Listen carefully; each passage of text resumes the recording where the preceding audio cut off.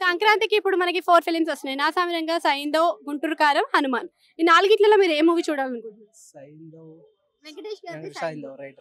వెంకటేష్ గారు చాలా కాలం తర్వాత వస్తున్నారు కదా. ఏం గుంటూరు కారం అయితే కొంచెం ట్రైలర్ చూసిన బెటర్గా అనిపించింది విత్ ఫ్రెండ్స్తో ఎంజాయ్ చేయడానికి. ఇంకా హనుమాన్ ఫ్యామిలీతో వెళ్ళడానికి కూడా కొంచెం బాగుంది. అంటే ఆల్రెడీ మనం ప్రభాస్ గారిది చూసినాం కదా. సో సో ఆదిపురుష్ ఎఫెక్ట్ ఏమైనా మన 'హనుమాన్' మీద పడేది ఏమైనా ఉందా? నాకు తెలిసి ఏం ఉండదండి, దేనివే దాని ఖచ్చితంగా. హనుమాన్లో దానికి సంబంధించిన టాపిక్ దానికి సంబంధించి అది ఉంటుంది.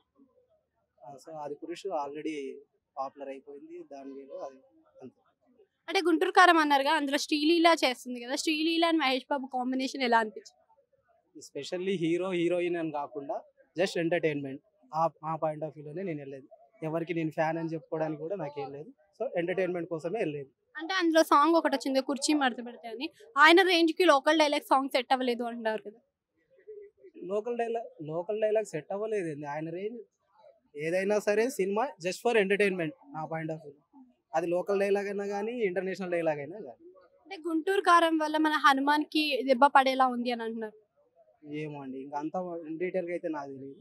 జస్ట్ యాజ్ ఏ అంటే వెళ్ళడానికి ప్రేక్షకుల్లాగా ఆడియన్స్ లాగా నాకు ఏదనిపిస్తే అది వెళ్ళడమే అంతే. Just for entertainment. ఫైనల్లీ ఇప్పుడు సంక్రాంతికి 'గుంటూరు కారం' ఎంత కలెక్ట్ చేయవచ్చు బాక్స్ ఆఫీస్ వద్ద? అంత ఎగ్జాక్ట్గా మనకు తెలియదు. వాళ్ళ రేంజెస్ వాళ్ళ బిజినెస్ స్ట్రాటజీస్ వాళ్ళకి ఉంది.